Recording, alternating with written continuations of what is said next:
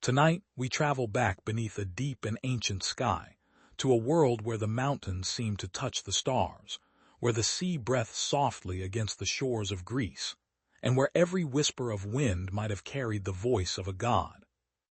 We journey into the story of Zeus, king of the Olympian gods, lord of the bright sky, gatherer of clouds, keeper of thunder, and one of the most powerful figures in all of Greek mythology.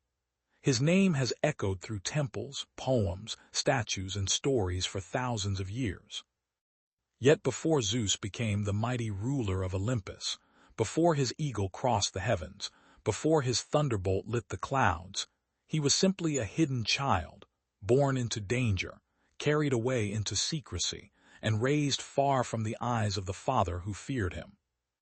The story of Zeus is not only the story of a god, it is the story of an ancient world coming into shape.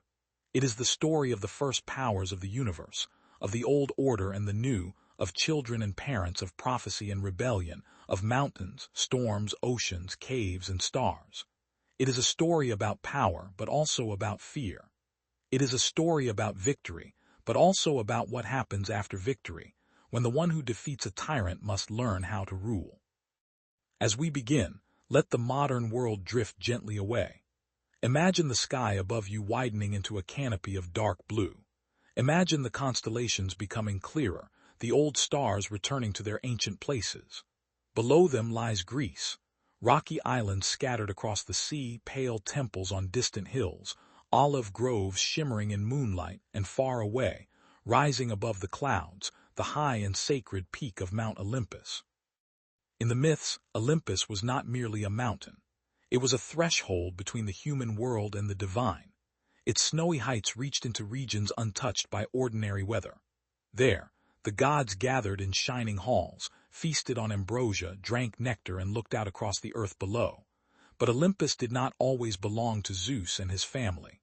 Before the Olympians, before Athena, Apollo, Artemis, Hermes, and the others, there were older powers, older gods, and older fears. So we must begin before Zeus, in the shadowed dawn of creation, when the universe was still young and the first divine beings rose from the mystery of chaos. Settle in now.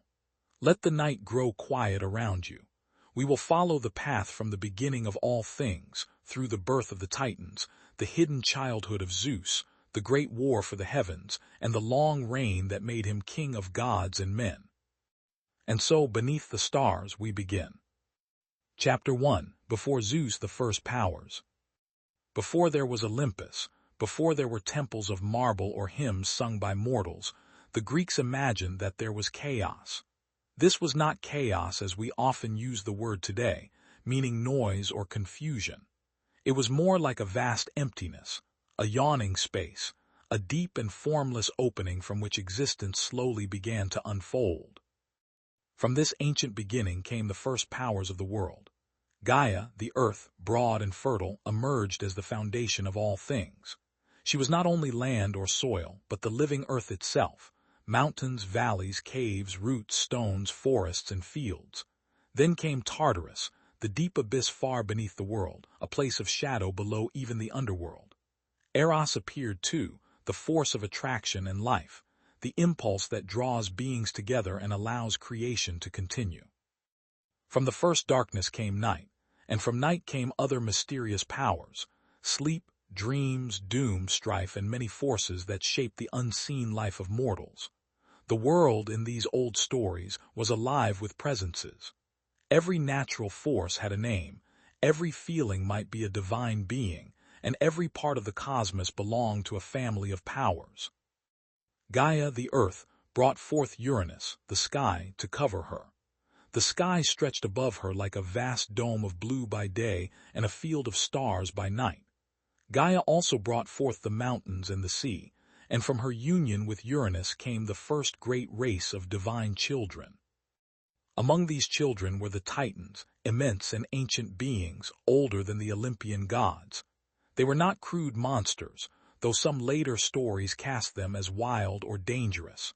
They were primal powers, associated with the deep structures of the universe, time, memory, law, light, and the turning heavens. There were 12 great titans in the most familiar telling, including Oceanus, the encircling river of the world, Tethys, associated with the waters, Hyperion, linked with heavenly light, Theia, the shining one, Coeus and Phoebe, connected with intellect and prophecy, Creus and Iapetus, Themis, the divine order, Mnemosyne, memory herself, Rhea, the motherly earth goddess, and Cronus, the youngest and most cunning. But Uranus, the sky, feared and hated some of his own children. In many versions of the myth, Gaia also gave birth to the Cyclopes, mighty one-eyed beings, and to the 100-handed ones, creatures of terrifying strength. Uranus could not bear them. He imprisoned them deep within Gaia, in hidden places of the earth, causing their mother great pain. Gaia, burdened and grieving, turned to her Titan children and asked who among them would act against their father. Most hesitated, for Uranus was the sky itself, vast and overpowering. But Cronus, the youngest Titan, answered. He was ambitious, clever, and willing to take the dangerous role. Gaia shaped a sickle of adamant, a hard and divine metal, and gave it to Cronus. When Uranus came down to cover the earth, Cronus struck.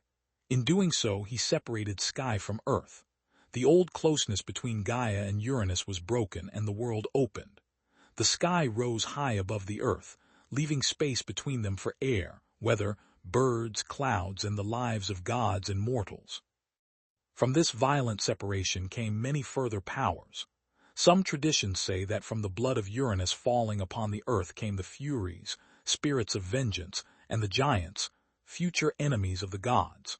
From the foam of the sea, where part of Uranus fell, came Aphrodite, goddess of love and beauty, rising from the waves in a later and luminous moment of the mythic world. Cronus became ruler after overthrowing his father. The age of the Titans began.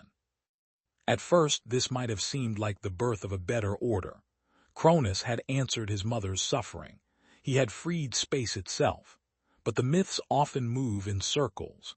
The child who overthrows the father becomes a father himself, and fear passes from one generation to the next. Uranus, defeated but not silent, is said to have foretold that Cronus too would be overthrown by his own child. This prophecy settled into Cronus like a cold shadow. Though he had seized power, he could not enjoy it freely. He had learned from his own actions that a son might rise against a father, and now he feared the same fate. Cronus took his sister Rhea as his queen. Together, they became parents to a new generation of divine children. These children would become the first Olympians: Hestia, Demeter, Hera, Hades, Poseidon, and finally Zeus. But Cronus, haunted by prophecy, could not look upon his children with tenderness. Each time Rhea gave birth, Cronus took the newborn and swallowed it whole. One by one, the children disappeared into the darkness within him. Hestia vanished, then Demeter, then Hera, then Hades, then Poseidon. In the quiet halls of the Titans, Rhea's grief grew heavier with every child taken from her. The world waited, held in the grip of a fearful king. Cronus believed he had prevented the prophecy. No child, he thought, could rise against him if no child remained free. But the youngest child had not yet been born, and Rhea, like Gaia before her, would not suffer forever in silence. The story turns now to a hidden birth, to a mother's desperate plan, and to the island cave where the future king of the gods first opened his eyes. Chapter 2: Rhea's Secret and the Birth of Zeus. Rhea knew that when her next child was born, Cronus would come again. She knew the terrible pattern. A child would cry for the first time, and almost at once that child would be taken away. The palace of the Titans, once a place of divine power, had become for her a house of mourning. So Rhea turned to her parents, Gaia and Uranus, the ancient earth and sky. She asked them for counsel, and they listened. The prophecy that frightened Cronus did not frighten them in the same way. To Gaia, who had already endured the cruelty of Uranus and the ambitions of Cronus, the coming of another generation may have seemed necessary. The world was not meant to remain forever beneath the rule of fear. Gaia and Uranus advised Rhea to go away in secret when her time came. In many traditions, she traveled to the island of Crete, a land of mountains, caves, goats, wild herbs, and sea winds. Crete lay south of the Greek mainland, surrounded by deep blue water. There, hidden among rugged slopes and sacred grottos, Rhea gave birth to Zeus. Imagine the night of his birth not as a loud and triumphant event, but as something hushed and dangerous. The sky above Crete is dark and crowded with stars. The sea moves quietly below the cliffs. A cave opens in the mountainside, cool and shadowed. Inside, the air smells of stone, earth, and wild thyme. Rhea holds her newborn child, knowing that he may be the one foretold, the one who will one day challenge Cronus, but also knowing that he is, in that moment, helpless and small. To save him, she must deceive the most powerful ruler in the world. Rhea wrapped a stone in swaddling cloths, making it appear to be the infant. Then she returned to Cronus. The Titan king, driven by fear and habit, did not look closely. He took the wrapped bundle and swallowed it, believing he had consumed his youngest child as he had the others. The stone sank into him, and Cronus believed himself safe. But Zeus lived. On Crete, the hidden child was cared for in secret. Different traditions tell the details in different ways, and that is part of the beauty of mythology. Stories change like firelight on a wall, keeping their shape but shifting with every telling. Some say Zeus was nursed by a divine goat named Amalthea, whose horn later became a symbol of endless abundance, the cornucopia. Some say nymphs tended him, gentle spirits of the mountains and streams. Some say bees brought him honey, and doves carried nourishment.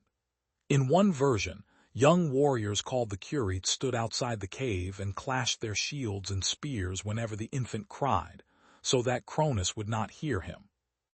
This image is one of the most vivid in the early life of Zeus. A baby hidden in the earth, his cries covered by the ringing of bronze, while far away the fearful father rules, unaware that fate is growing quietly beyond his reach. In the cave, Zeus grew stronger. He learned the language of wind among the peaks and the low murmur of the sea. He grew beneath moonlight and mountain shadow, surrounded by secret guardians. The world outside was still ruled by Cronus, but inside the hidden places of Crete, a new power was awakening. Zeus was not yet the thunderer. He did not yet command the clouds, but already his life was bound to storm, secrecy, and uprising. He had survived not by strength, but through the courage and cunning of his mother. In this way, the story of Zeus begins not with a weapon, but with a rescue. Time passed, as it does in myth, with a strange and dreamlike rhythm.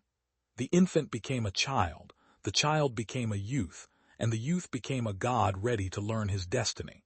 Perhaps Rhea came to him and told him of his swallowed brothers and sisters. Perhaps Gaia herself whispered the truth through the stones. Perhaps the nymphs who raised him had always known and prepared him gently for what he must one day do. However the knowledge came to him, Zeus learned that he was the son of Cronus and Rhea, that his siblings were imprisoned within their father, and that the rule of the Titans rested upon fear. He also learned that he could not simply rush against Cronus in anger. The Titan king was old, powerful, and surrounded by other mighty beings.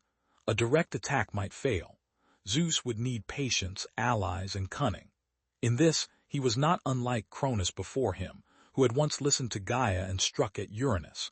But Zeus's rebellion would be different. His purpose was not only to seize power, but to free those who had been swallowed and to bring a new order into the world. In many tellings, Zeus received help from Medes, a goddess associated with wisdom, counsel, and cleverness. Her name itself suggests cunning intelligence, the kind of thought that finds a path where force alone cannot succeed. Medes prepared a potion, or an emetic, that would cause Cronus to release what he had swallowed. The moment had to be carefully arranged. Zeus, now grown, came into the presence of Cronus. Some versions say he became the cupbearer of the Titan king, serving him drink. Perhaps Cronus did not recognize the child he had never truly seen. Perhaps he thought the prophecy long defeated. Zeus offered him the prepared drink. Cronus drank. Then the hidden stone and the swallowed children began to return. First came the stone, still wrapped as it had been long ago. Then one by one the divine children emerged: Hestia, Demeter, Hera, Hades, and Poseidon. Because they were gods, they had not died inside Cronus, but had remained trapped in a strange, suspended darkness. Now they stood free again beneath the sky. Imagine that moment. After years of silence, the first Olympians look upon the world. Hestia, goddess of the hearth, gentle and steady. Demeter, who would become goddess of grain and harvest. Hera, future queen of Olympus. Hades, who would one day rule the unseen realm below. Poseidon, lord of the sea and earthquake. And Zeus, the youngest, yet the one whose survival had made their freedom possible. The prophecy had begun to unfold. Cronus, deceived as he had once deceived his own father, now faced the children he had tried to erase. But he was not helpless, and the Titans would not surrender the universe quietly.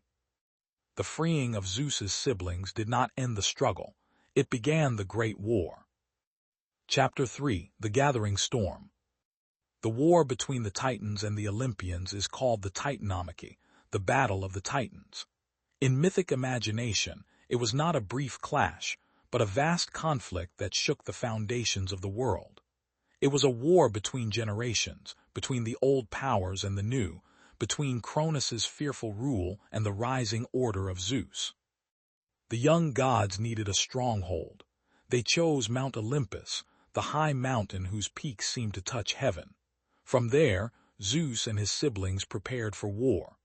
Cronus and the Titans held Mount Othrys, another great height, and between those mountains the fate of the cosmos was contested. The details of the war vary, and not all Titans fought on the same side. Some, like Oceanus, appear in certain traditions as less hostile or more distant from the conflict.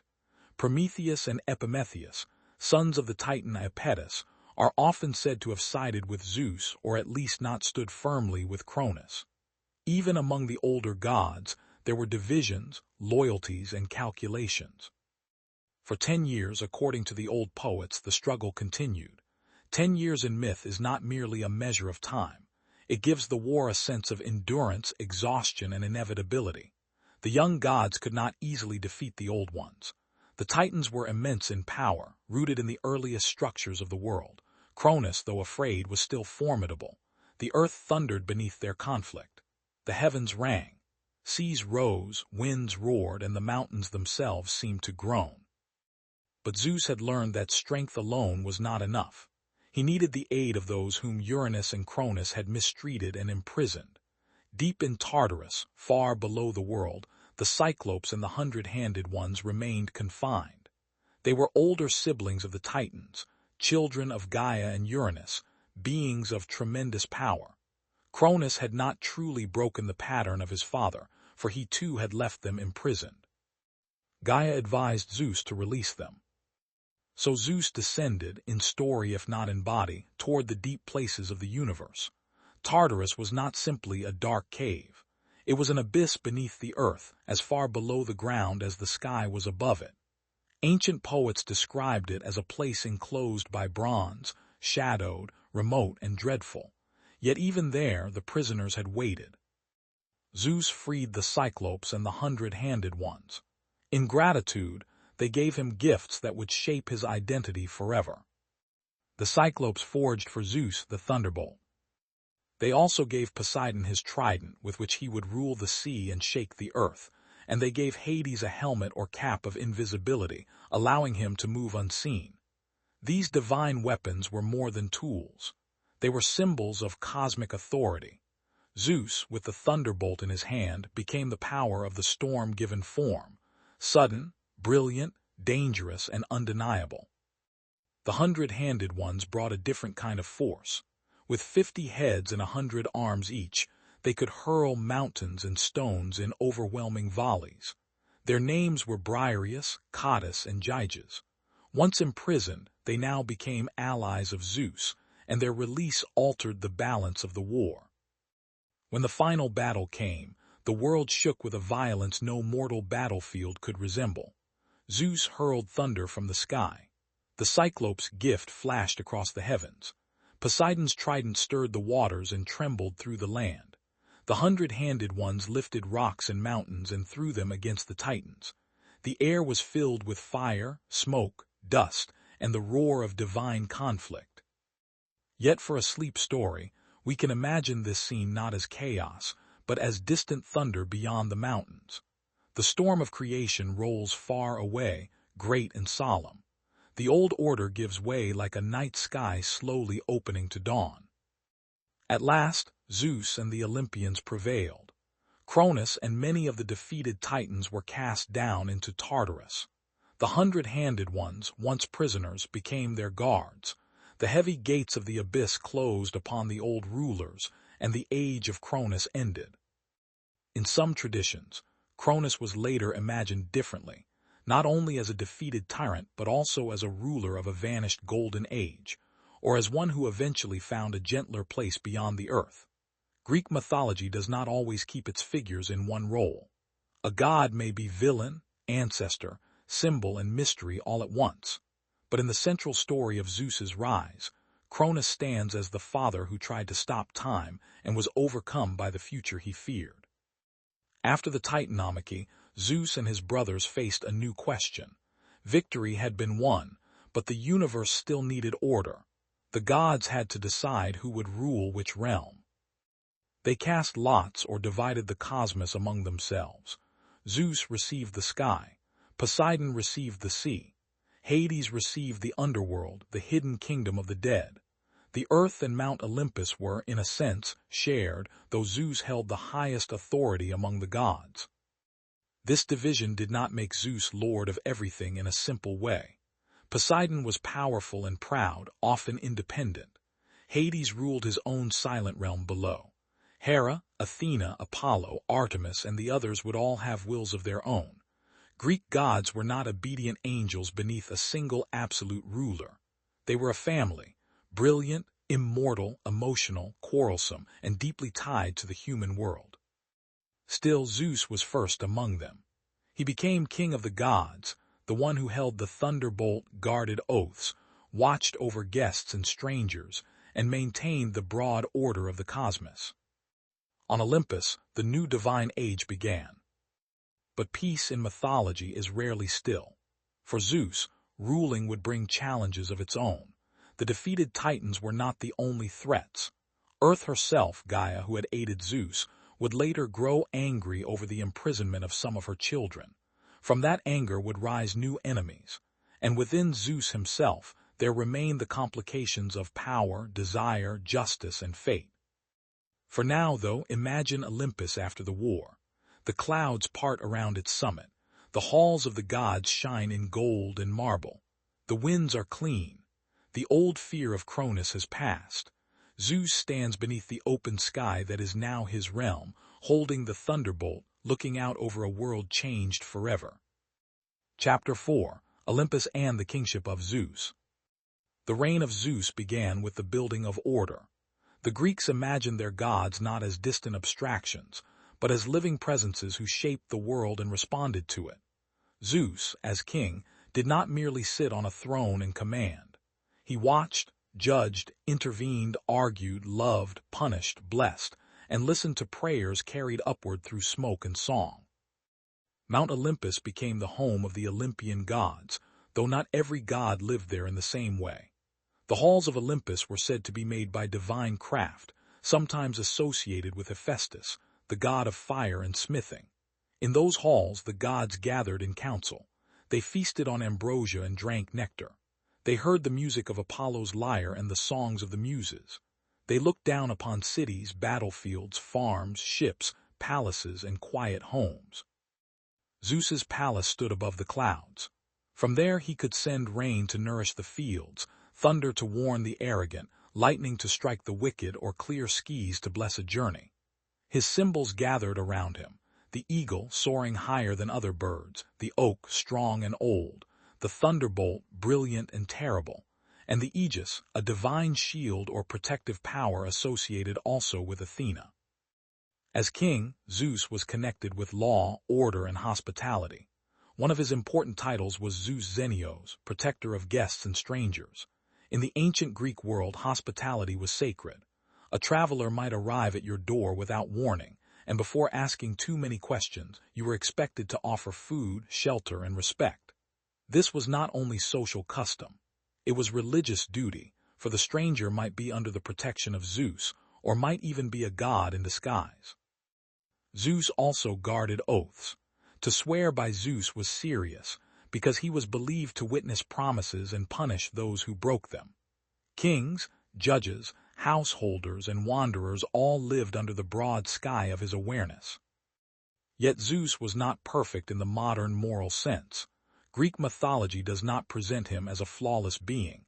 He could be wise and just, but also impulsive, secretive, and unfaithful. He could protect the helpless, yet also bring suffering. This complexity is part of why the myths endured. The Greek gods are not simple lessons. They are mirrors of human imagination, showing power in all its beauty and danger. Zeus took Hera as his queen. Hera, his sister and wife, became goddess of marriage, queenship, and the dignity of lawful union. She is often portrayed as majestic, proud, and formidable.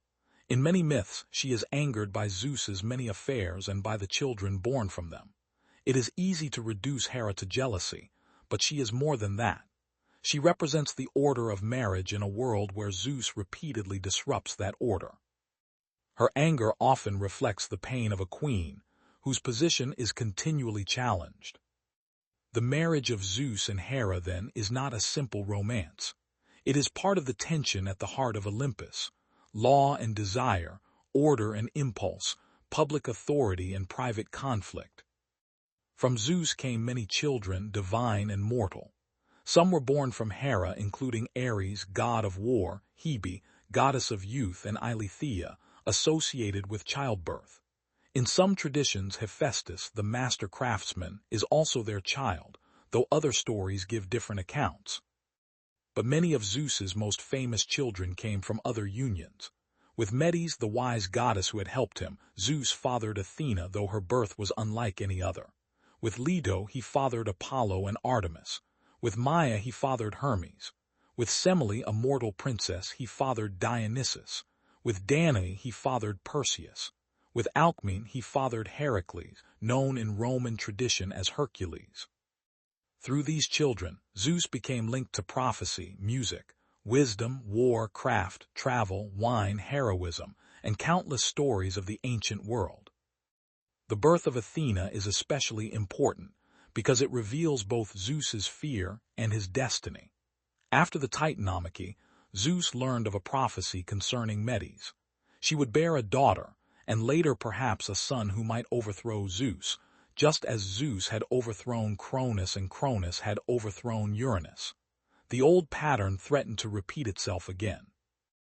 Zeus, fearing this possibility, swallowed Medes while she was pregnant.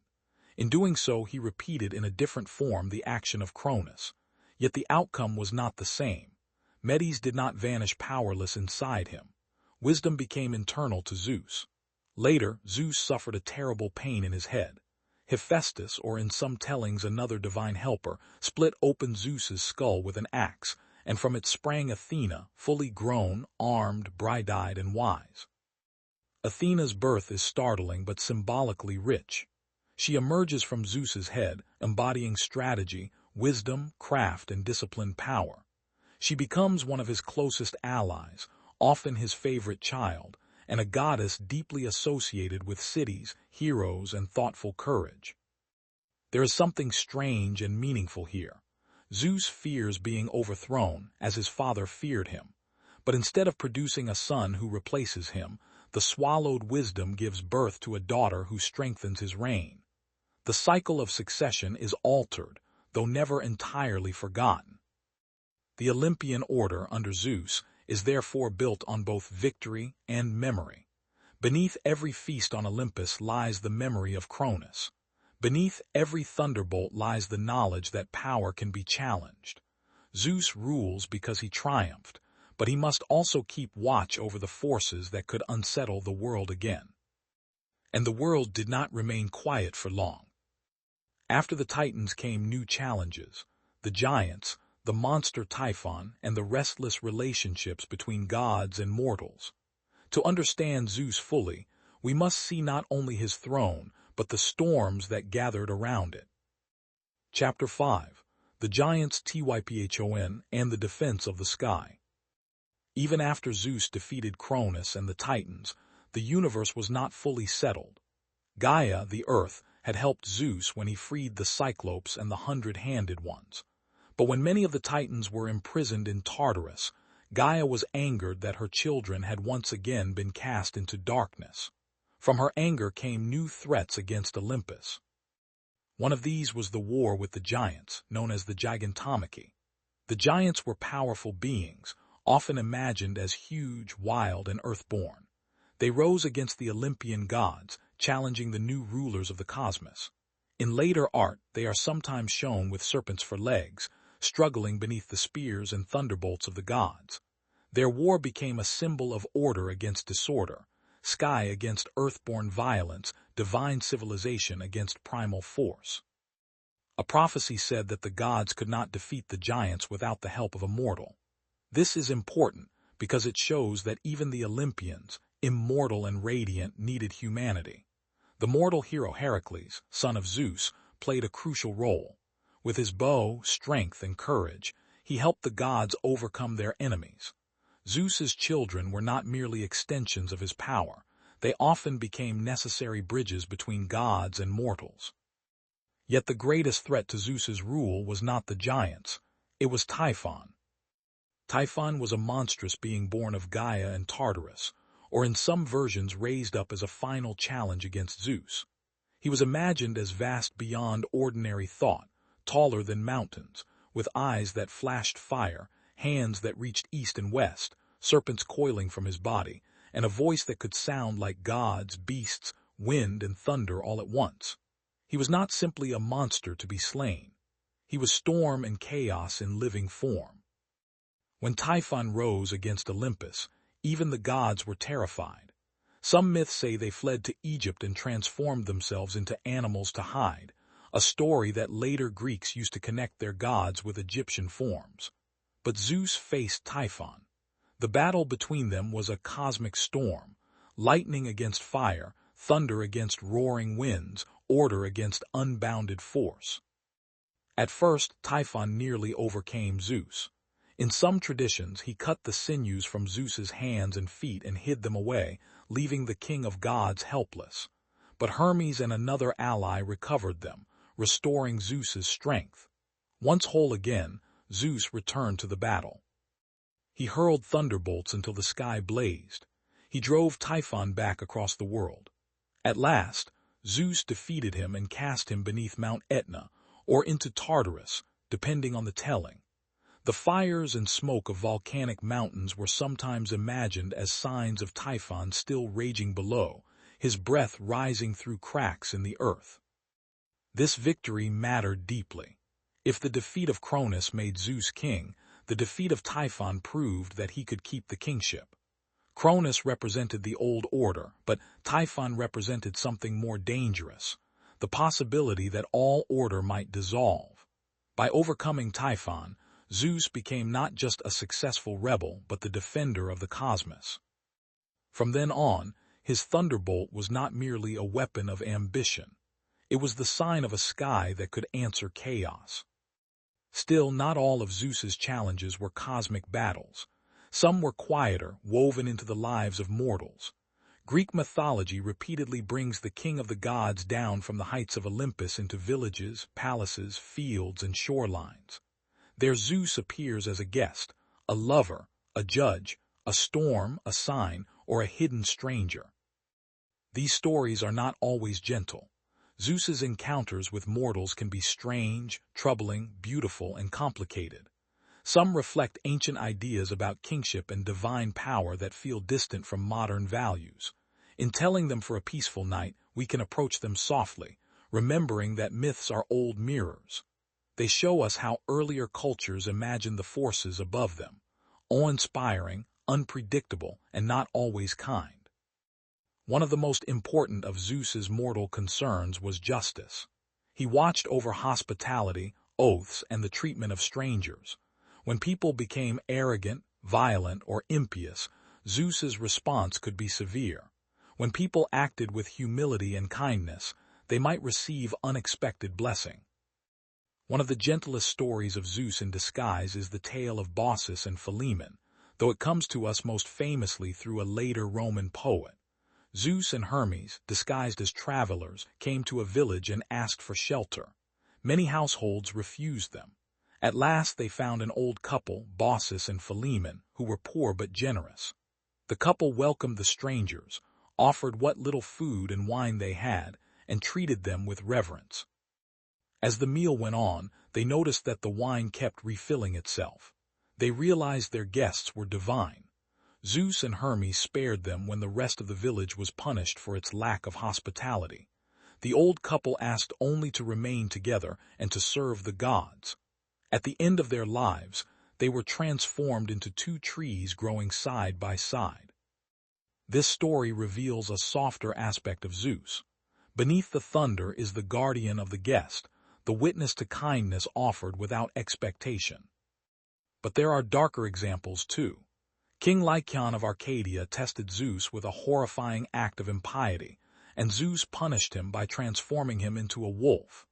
The tale reflects ancient fears about savagery beneath civilization and the boundary between human and beast. Zeus, in this role, is the force that defends sacred law. Another major myth concerns Prometheus, the Titan who sided with Zeus but later defied him for the sake of humanity.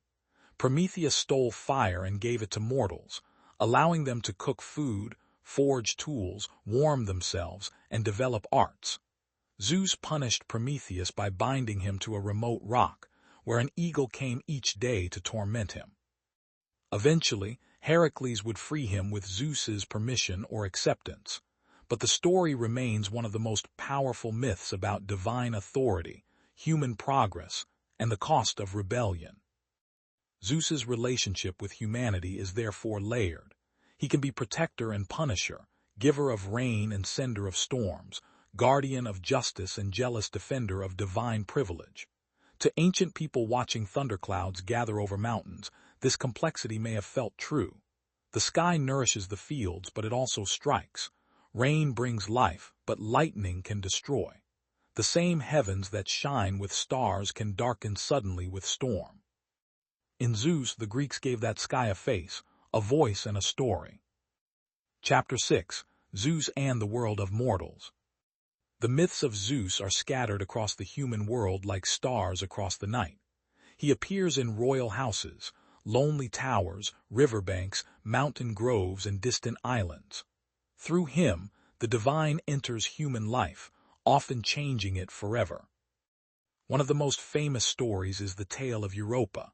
Europa was a princess of Phoenicia, a land east of the Greek world, near the shores of the Mediterranean.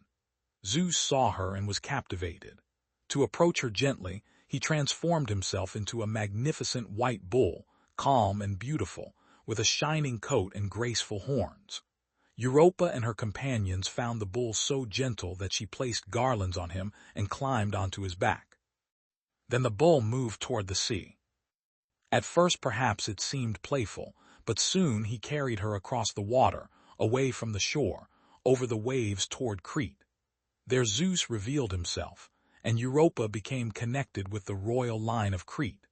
Her descendants included Minos, the legendary king associated with the labyrinth and the Minotaur. This myth, like many involving Zeus, is complex. It reflects ancient patterns of divine abduction and the founding of royal houses. But visually, it became one of the great images of classical art. A girl on the back of a white bull crossing the moonlit sea, the water dark and shining around them. Another story is that of Danae.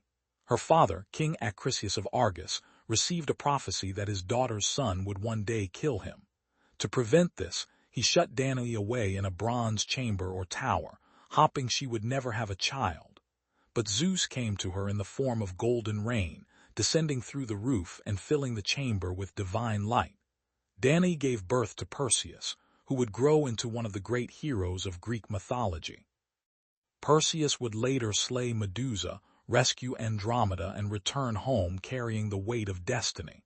The prophecy concerning Acrisius would be fulfilled despite every attempt to avoid it. This theme appears again and again in Greek myth. Fate cannot be locked away. The more one struggles against it, the more surely it finds its path. Zeus also fathered Heracles with Alcmene, a mortal woman of great beauty and virtue. Heracles became the strongest of Greek heroes, famous for the 12 labors and for a life marked by struggle, suffering, and eventual divine honor. Through Heracles, Zeus's line touched the mortal world with extraordinary force. Yet Hera, angered by Zeus's betrayal, became Heracles' great adversary. The hero's life was shaped by both his father's power and his stepmother's wrath. Then there is Semele, mother of Dionysus. Semele was a mortal princess loved by Zeus.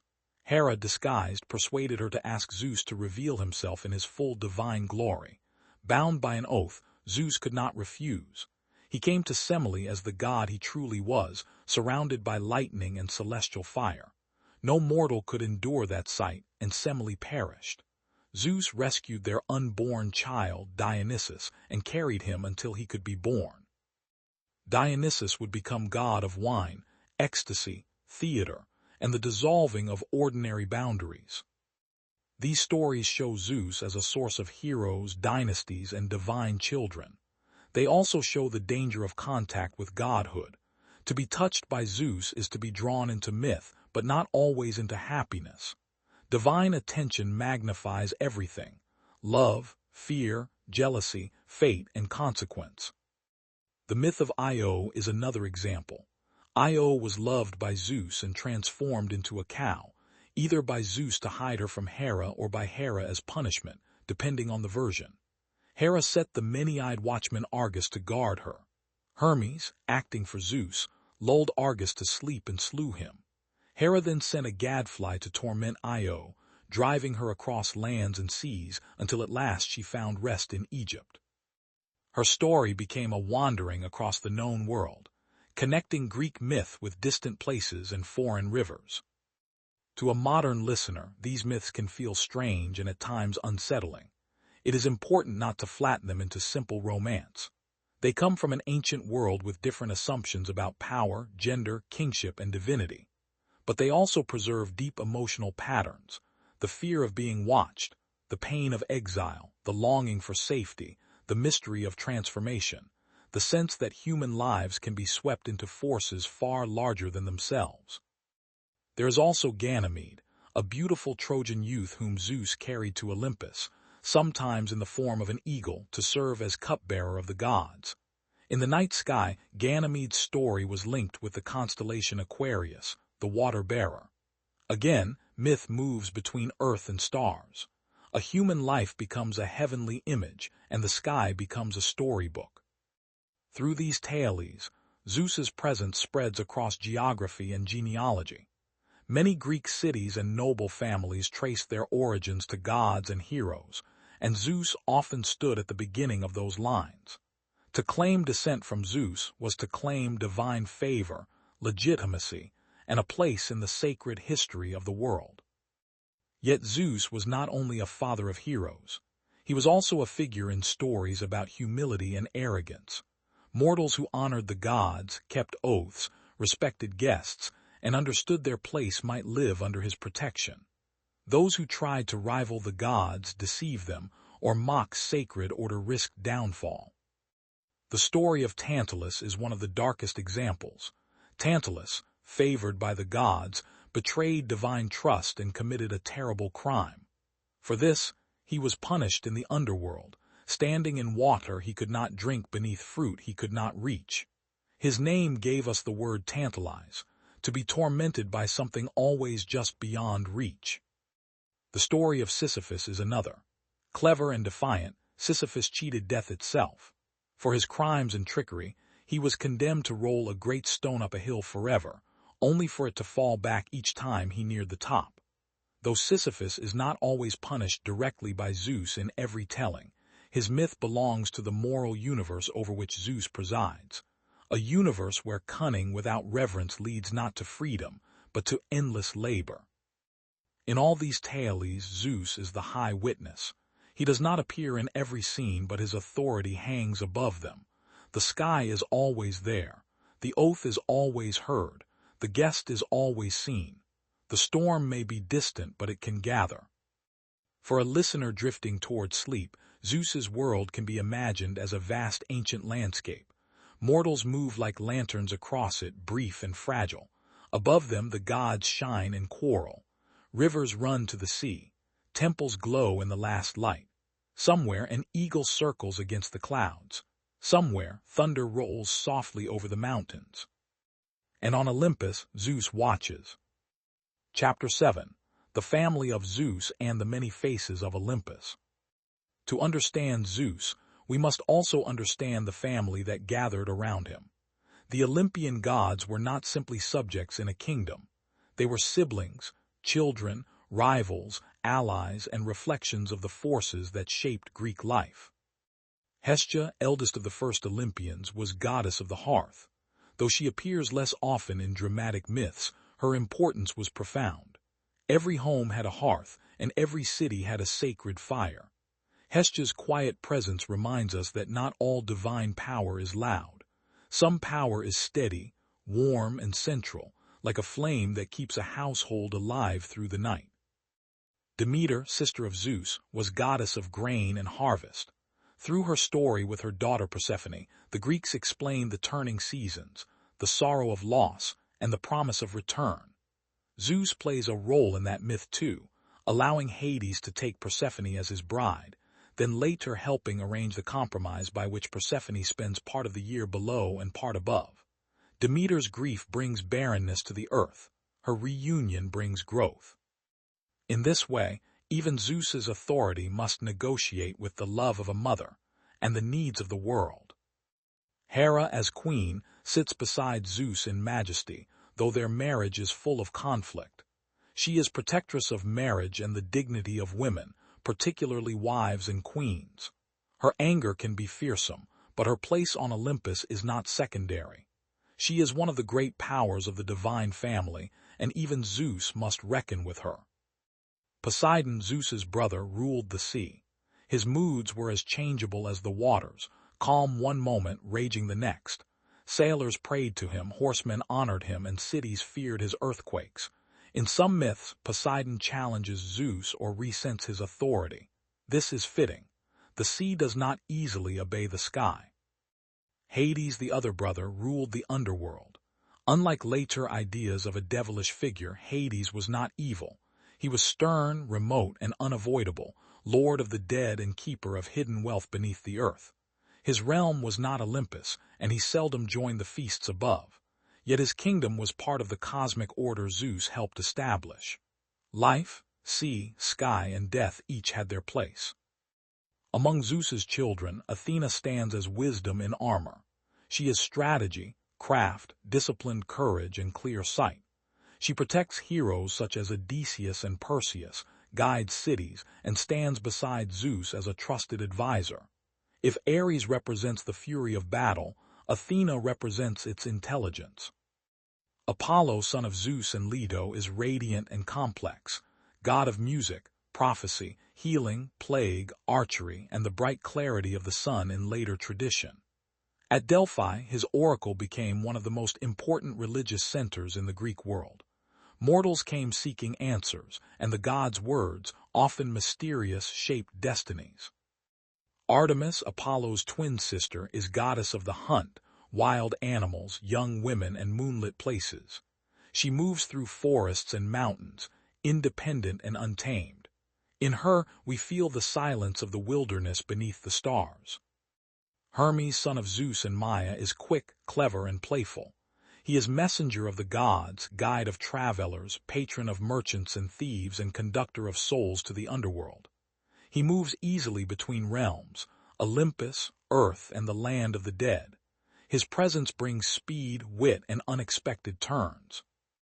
Ares, son of Zeus and Hera, embodies the brutal force of war.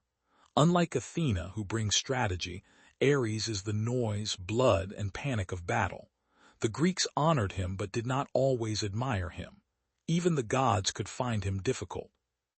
Hephaestus, divine smith, shapes weapons, palaces, and wondrous objects. His forge glows with creativity. In some myths he is thrown from Olympus, either by Hera or Zeus, and yet he becomes indispensable. Through him, divine power takes form in crafted beauty. Aphrodite, goddess of love and desire, has different origin stories. In one, she is born from the sea foam after the fall of Uranus. In another, she is daughter of Zeus and Dione. However she is imagined, her power reaches gods and mortals alike. Even Zeus is not beyond the influence of desire, though sometimes he tries to direct or restrain it. Dionysus, son of Zeus and Semele, arrives later among the Olympians. He brings wine, theater, ecstasy, masks, and the wild release of ordinary boundaries. His birth from a mortal mother and divine father makes him a bridge between worlds. The Olympian family is therefore a constellation of powers. Zeus is at the center but not alone. Around him move the forces of home, harvest, marriage, sea, death, wisdom, prophecy, wilderness, travel, war, craft, love, and ecstasy.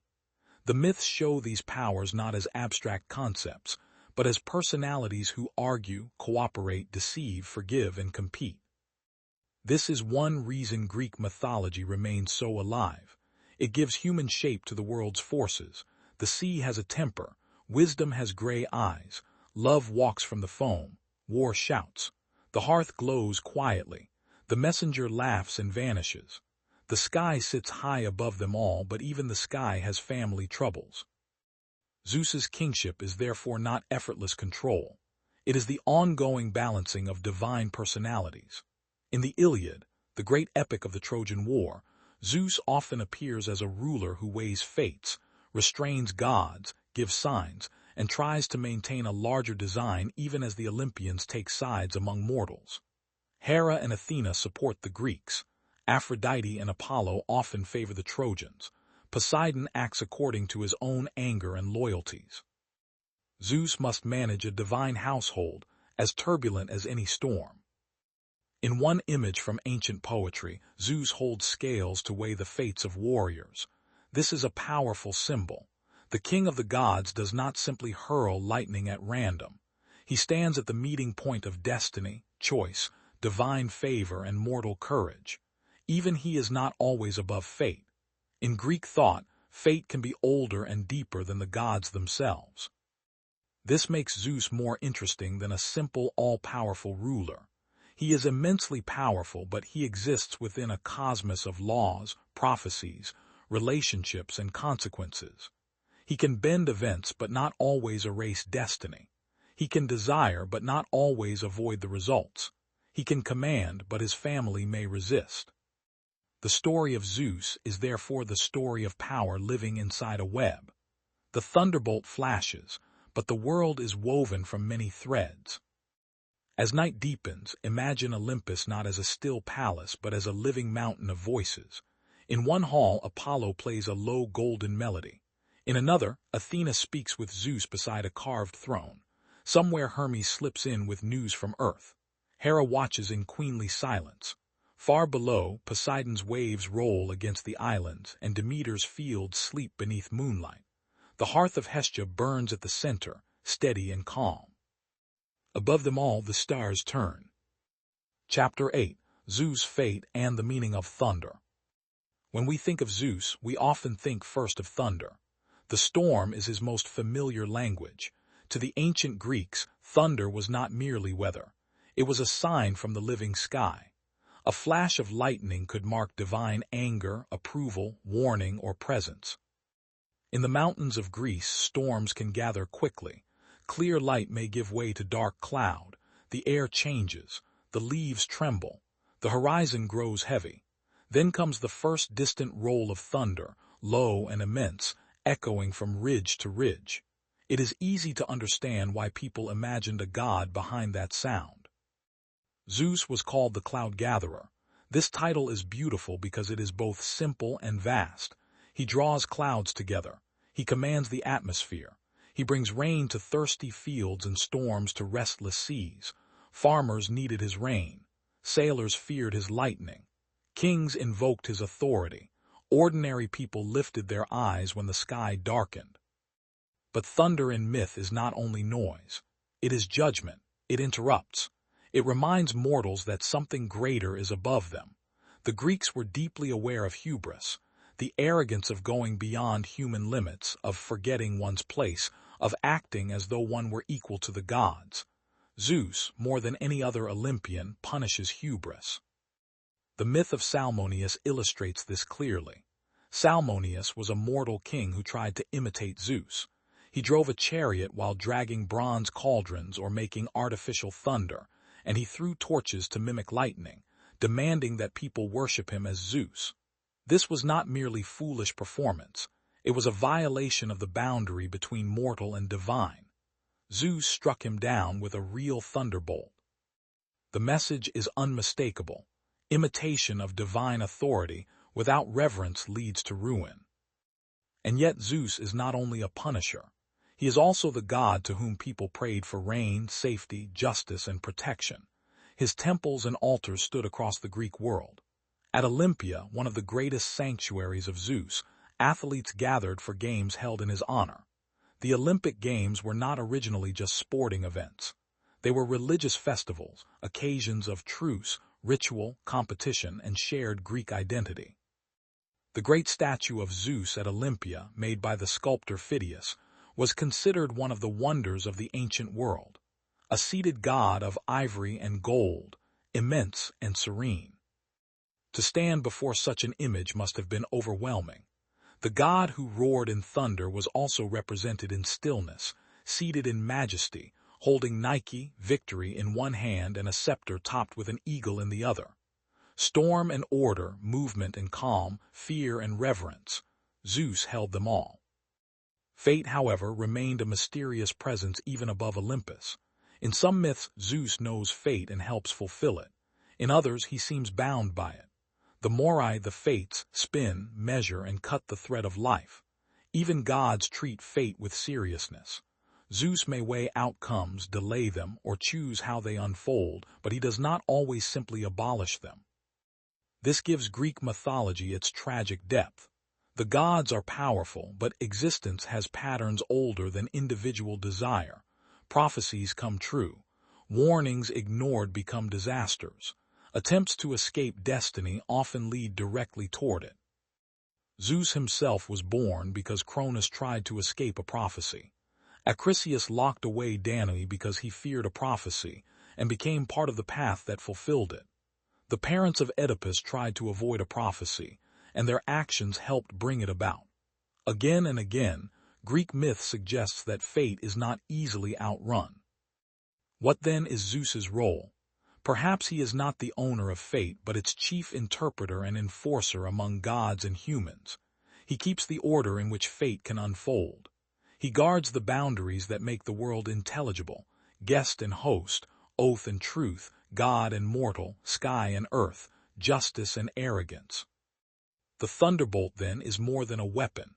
It is a line of light drawn between realms. It says, remember the gods, remember your promises, remember the stranger at your door, remember that the sky is watching, remember that power must be honored and that even kings stand beneath the heavens. For us, listening now in a different age, Zeus can be understood not as a simple answer but as an ancient symbol. He represents the human experience of looking upward and feeling both wonder and smallness. He is the force behind the storm that frightens us and the rain that feeds us. He is the father whose story warns against tyranny, and the ruler whose own flaws warn against unchecked power. He is the survivor of a hidden childhood, the rebel against Cronus, the king who must keep a difficult peace. In sleep story form, we can let Zeus become part of a wider night landscape. Imagine lying beneath an open window while distant thunder rolls far away. It is not close enough to alarm you. It is only a deep sound at the edge of hearing, soft and ancient. The rain begins gently. Somewhere in the dark the earth receives it. Olive leaves glisten. Temple stones cool. A shepherd pulls his cloak around his shoulders. A ship waits in a quiet harbor. And high above, behind the clouds, the old god of the sky passes unseen. This is the enduring power of myth. It turns weather into story and story into atmosphere. It allows the world to feel inhabited by meaning. Zeus, in all his complexity, is one of the great figures through whom ancient people spoke to the sky. Chapter 9. Zeus in the Heroic Age. The Age of Heroes is where Zeus's influence becomes especially visible. His children and descendants move through many of the greatest Greek myths, carrying divine blood into mortal struggle. These heroes are not happy simply because Zeus is their father. In fact, divine parentage often brings greater trials. To be born from Zeus is to be marked by destiny. Perseus, son of Zeus and Danae, begins life in danger. His grandfather Acrisius, fearing the prophecy that Danae's son would kill him, places mother and child in a chest and casts them into the sea. The chest drifts across the water and comes to the island of Seriphos, where they are rescued. Perseus grows up far from his birthplace, unaware at first of the full weight of his destiny. Later, he is sent to bring back the head of Medusa, one of the Gorgons. With the help of Athena and Hermes, and with divine gifts such as winged sandals and a polished shield, he succeeds. He rescues Andromeda from a sea monster and eventually returns to fulfill, by accident rather than malice, the prophecy concerning Acrisius. Zeus's son becomes a hero not by avoiding fate, but by moving through it. Heracles, perhaps the greatest of Zeus's heroic children, lives an even more difficult life. Born to Alcmene, he possesses immense strength from infancy. Hera's anger follows him, and madness, labor, and suffering mark his path. The 12 labors send him against the Nemean lion, the Hydra, the Cyrenian hind, the Erymanthian boar, the Augean stables, the Stymphalian birds, the Cretan bull, the horses of Diomes, the belt of Hippolyta, the cattle of Geryon, the apples of the Hesperides, and Cerberus from the underworld. Each labor carries him farther from ordinary life and deeper into mythic geography. He cleanses, captures, wrestles, endures, and descends. He is not merely strong, he is persistent. His life suggests that the children of Zeus must prove themselves not in comfort but through trial. At the end of his mortal suffering, Heracles is received among the gods. He becomes immortal and is reconciled with Hera through marriage to Hebe in some traditions. In this way, the hero's path rises from pain to divinity. Zeus's son returns at last to Olympus. Then there is Helen, often said to be daughter of Zeus and Leda. Her beauty becomes the spark, or one of the sparks, of the Trojan War. The war itself becomes the setting for the Iliad, where Zeus appears constantly as watcher, judge, and father of gods and men. He does not prevent the suffering of Troy or the grief of the Greeks. He allows fate and human choice to unfold within a frame that only the gods can fully see. In the Iliad, Zeus's son Sarpedon, a Lycian ally of Troy, faces death at the hands of Patroclus. Zeus considers saving him, moved by paternal love. But Hera reminds him that if he rescues his own son from fate, the other gods may do the same for theirs, and the order of the world will unravel. Zeus allows Sarpedon to die, but sends sleep and death to carry his body home. This scene is one of the most moving glimpses of Zeus. He is king, but also father. He can thunder, but he can also grieve. He has power, but not complete freedom from fate.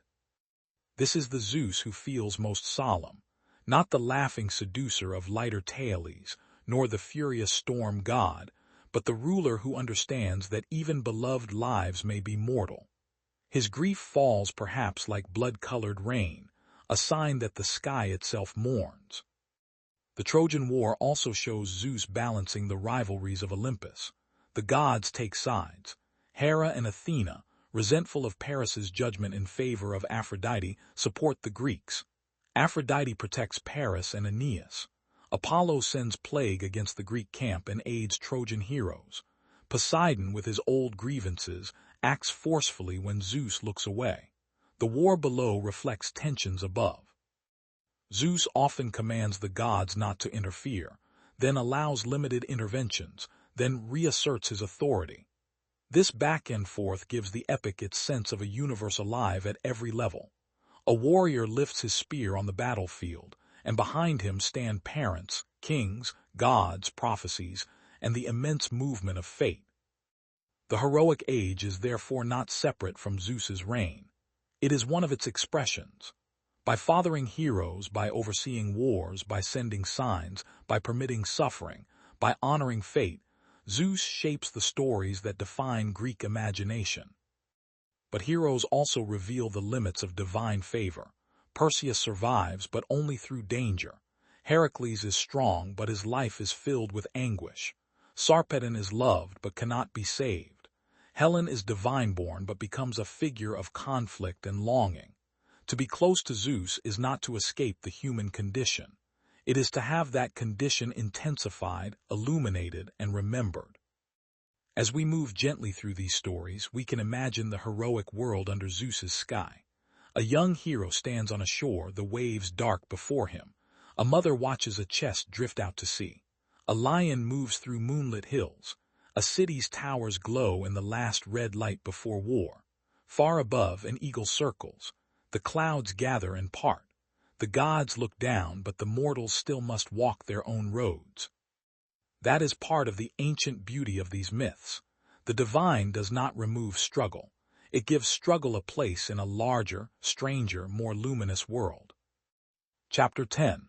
The Worship of Zeus and the Sacred Landscape. To the ancient Greeks, Zeus was not only a character in stories. He was worshipped. His presence was woven into real places: mountaintops, sanctuaries, altars, oak groves, city centers, and festival grounds. Myth and landscape met in the rituals of daily and civic life. One of the oldest and most mysterious sanctuaries of Zeus was Dodona, in northwestern Greece. There, Zeus was associated with an ancient oak tree. Priests or priestesses listened to the rustling of its leaves, the sound of bronze vessels, or other signs to interpret the god's will.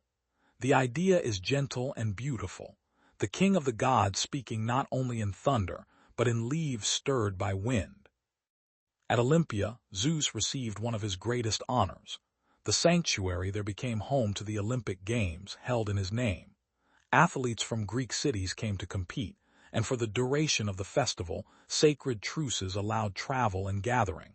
Victory at Olympia brought immense honor, not only to the athlete but to his city. The games connected physical excellence, religious devotion, and shared identity beneath the authority of Zeus. The Temple of Zeus at Olympia housed the famous statue by Phidias. Ancient descriptions tell of a seated Zeus, colossal and serene, made of ivory and gold. He held a figure of victory and a scepter. To those who saw it, the statue seemed to reveal the god's majesty in human-made form. It was said that if Zeus stood up, he would unroof the temple. Whether literal or not, the image conveys awe. The god was too great for the structure that contained him. Zeus was worshipped under many titles: Zeus Olympios, Zeus of Olympus; Zeus Zenios, protector of guests; Zeus Horkios, guardian of oaths; Zeus Ktesios, protector of household property; Zeus Soter, savior; Zeus Melitios, a more gentle or propitiated Zeus associated with underworld aspects and purification. Each title reveals a different relationship between people and the divine sky. This is important because it shows that Zeus was not only the dramatic figure of myth, he was part of ordinary concerns. A family might pray for protection. A farmer might pray for rain. A judge might invoke Zeus over an oath. A city might honor him for safety. A traveler might trust in his protection when far from home. The gods of Greece lived both in grand epics and in small acts of reverence. A libation poured onto the earth, smoke rising from an altar, a garland placed at a shrine, a whispered prayer before a journey. In such moments, Zeus was not far away on Olympus only. He was present in the social and moral fabric of life. Mountaintops were natural places to honor him. The higher one climbed, the closer one came to the sky. Sanctuaries of Zeus often stood on peaks, where clouds moved low and thunder could feel near enough to touch. Imagine an ancient worshipper climbing before dawn, carrying an offering as the horizon slowly brightens. Below, valleys lie in shadow. Above, the sky opens. In that thin air, prayer must have felt different. The sacred landscape of Zeus stretched beyond Greece as well. As Greek culture encountered others, Zeus was identified with foreign sky gods or supreme gods. In Egypt, he could be associated with Ammon. In the Roman world, Zeus was identified with Jupiter, whose name and authority shaped Roman religion and state power. Through these connections, the figure of the Sky Father expanded across cultures, adapting while retaining echoes of thunder, law, and kingship. Yet even as Zeus became grand and universal, local stories remained. A cave on Crete could claim to be the place of his birth or upbringing. A grove could hear his voice. A spring, stone, or mountain might hold a memory of him. Myth is not only told in books. It is attached to places, and places give myth a kind of earthly body. For the Midnight Mythologist, this is part of the atmosphere we want to preserve. When we tell the story of Zeus, we are not only recounting events. We are walking through an ancient sacred landscape. We hear the oak leaves of Dodona. We see the statue at Olympia glowing in lamplight. We climb the Cretan mountain to the cave where a hidden child was guarded by nymphs. We stand on Olympus beneath a sky full of stars. And in each place, Zeus is slightly different. Child, rebel, thunderer, king, judge, guest protector, father, storm, and silence. This multiplicity is not a problem. It is the nature of myth. A god worshipped for centuries by many communities becomes many-sided. Stories gather around him like clouds around a mountain. Some are bright, some are shadowed. Some are noble, some are troubling. Together, they form a figure large enough to dominate the ancient sky. The worship of Zeus reminds us that mythology was once lived. People did not only hear these stories for entertainment. They built altars, held festivals, made vows, feared punishment, hoped for rain, and looked for signs. The myths were part of how they understood the world. Tonight, from our quieter distance, we can listen without needing to resolve every contradiction. We can let the stories become what they have long been, pathways into ancient imagination. Chapter 11. The Legacy of Zeus. The story of Zeus did not end in ancient Greece. It traveled onward through Rome, poetry, philosophy, art, theater, medieval manuscripts, Renaissance painting, modern literature, film, games, and countless retellings. The thunderbolt still identifies him. The eagle still belongs to him. The name Zeus still conjures a figure of white clouds, dark storms, golden light, and divine command. In Rome, Zeus became Jupiter, the great sky god of the Roman state. Jupiter Optimus Maximus, the best and greatest, stood at the heart of Roman religion. His temple on the Capitoline Hill symbolized authority, law, and empire. Though Greek Zeus and Roman Jupiter were not identical in origin, their identities intertwined deeply. Through Rome, the image of the Sky Father entered the symbolic language of Europe for centuries. Artists loved Zeus because he could appear in so many forms, as a majestic king with thunderbolt and eagle, as a storm in the clouds, as a swan in the story of Leda, a bull in the story of Europa, golden rain in the story of Danae, an eagle in the story of Ganymede. These transformations gave painters and sculptors powerful images of beauty, mystery, and divine intrusion. Philosophers sometimes interpreted Zeus differently from poets. To some thinkers, Zeus could represent reason ordering the cosmos, or the fiery intelligence of the universe, or the lawfulness of nature. The dramatic family quarrels of myth could be read symbolically, as stories pointing toward deeper truths. This habit of interpretation helped preserve mythology even when literal belief changed. In modern times, Zeus often appears as the archetypal ruler of gods, powerful, bearded, thunderous, flawed, and magnificent. He is used in fantasy, comics, novels, and films. Sometimes he is noble, sometimes foolish, sometimes stern, sometimes comedic. Each age remakes him according to its own imagination. But beneath all these versions, the old pattern remains. Zeus is the child hidden from a devouring father. Zeus is the rebel who frees his siblings. Zeus is the storm god who receives the thunderbolt. Zeus is the king who defeats chaos. Zeus is the father of heroes. Zeus is the guardian of oaths and guests. Zeus is the ruler who must live under the shadow of fate. His story endures because it touches themes that have never disappeared: the fear of being replaced, The courage of a mother protecting her child, the struggle against tyranny, the burden of leadership, the danger of power without restraint, the longing for justice, the awe of thunder, the mystery of fate. We may no longer look at a storm and think of Zeus gathering clouds on Olympus, but storms still move us. Thunder still makes the body pause. Lightning still divides the sky with sudden brilliance. Mountains still feel sacred at dawn. Stars still invite stories. That is why mythology remains powerful. It gives shape to experiences too large for ordinary language. When ancient people told stories of Zeus, they were speaking about the sky, but also about fathers and children, rulers and rebels, law and violence, desire and consequence, fear and hope. The story of Zeus is not morally simple, and perhaps that is why it feels alive. A perfect god would be easier to summarize but less humanly compelling. Zeus is grand and flawed, protective and dangerous, wise and impulsive. He is the sky in all its moods. For a sleep story, we need not end with judgment. We can end with image.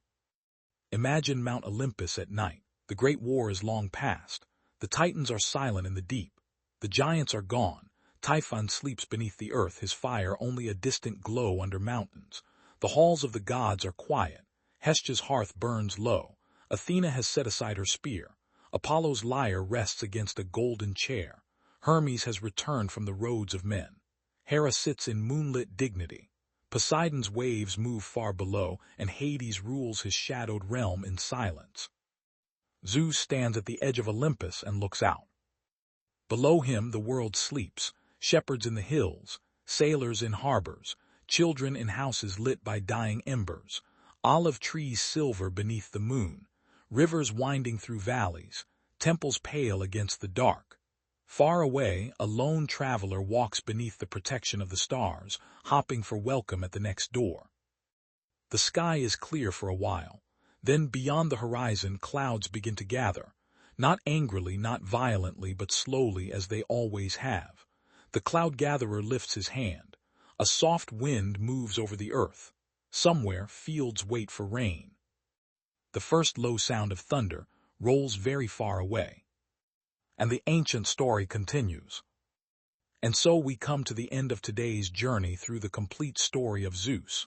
From the first powers of the universe, to the fearful reign of Cronus, to the secret cave of Crete, the freeing of the Olympians, the war against the Titans, the rise of Olympus, and the long, complicated reign of the god who held the sky. Zeus remains one of mythology's great figures because he is more than a thunderbolt in the clouds. He is a story about power and destiny, fear and courage, order and storm. He is the hidden child who became king, the ruler who defended the cosmos, and the ancient presence behind the rolling thunder. Let the myths rest now. Let the mountains sleep. Let the rain fall softly where it is needed. Ancient legends, endless journeys, peaceful nights.